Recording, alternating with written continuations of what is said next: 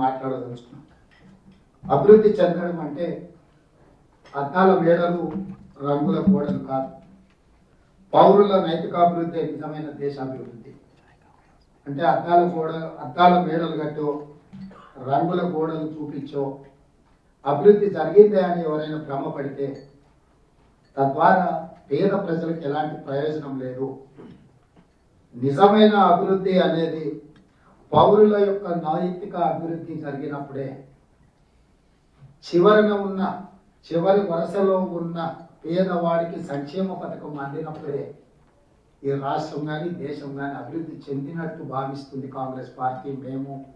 అందుకే ఈరోజు చివరి వరుసన నిలబడ్డ తండాలలో, గూడాలలో, మార్పుల పల్లెల్లో ఉండే ప్రతి పేదవాడికి ప్రభుత్వం అందించదలుచుకున్న సంక్షేమ పథకం చేరాలంటే చేరవేయాల్సిన వారసులు మీరే.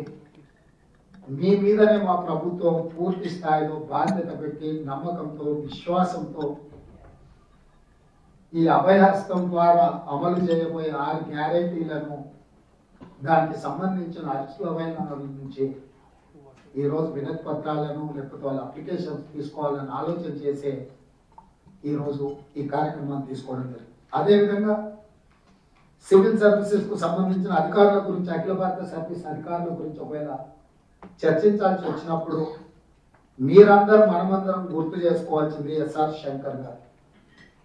వారి జీవిత కాలం సచివాలయానికి ఉదయం 9:30 గంటలకు నడుచుకుంటూ వచ్చి రాత్రి వరకు ఆయన దగ్గరకు వచ్చిన ప్రతి ఫైల్ని క్షుణ్ణంగా పరిశీలించి విధానపరమైన నిర్ణయాలు తీసుకొని అసలు అఖిల భారత సర్వీస్ అధికారులకు ఈ దేశంలోనే ఒక ఆదర్శప్రాయంగా నిలబడ్డది ఎస్ఆర్ శంకర్ గారు.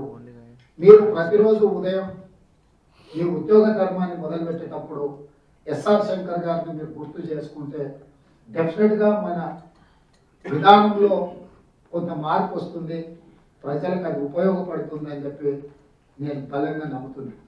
వారికి ఆనాటి కేంద్ర ప్రభుత్వం గుర్తించి వారి సేవలను పద్మభూషణ్ అవార్డు ఇస్తే కూడా వారు సున్నితంగా తిరస్కరించి సన్మానాలకు, ఇలాంటి అవార్డులకు నేను అతీతము, ఇలాంటివి నేను ఆశించడం లేదు, నేను నా బాధ్యతను నెరవేర్చిన అని చెప్పి ఎస్ఆర్ శంకర్ గారు వినయంగా, వినమ్రతతో కేంద్ర ప్రభుత్వం ఇచ్చిన పద్మభూషణ్ అవార్డును కూడా వారు తిరస్కరించడం ద్వారా వారు గొప్ప ఆదర్శవంతమైన అధికారిగా చరిత్రలో నిలిచిపోయారు.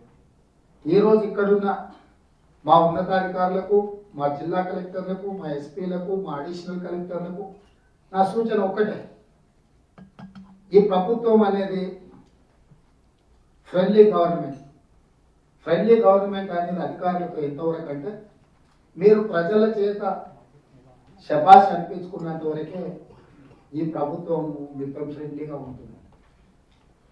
మీ పరిపాలనలో లోపాలు జరిగినా, నిర్లక్ష్యం వహించిన లేదా ఉద్దేశపూర్వకంగా రకరకాల నిర్ణయాలు తీసుకున్నప్పుడు తప్పకుండా ఈ ప్రభుత్వం వాటన్నిటిని కూడా సమీక్షించడం జరుగుతుంది.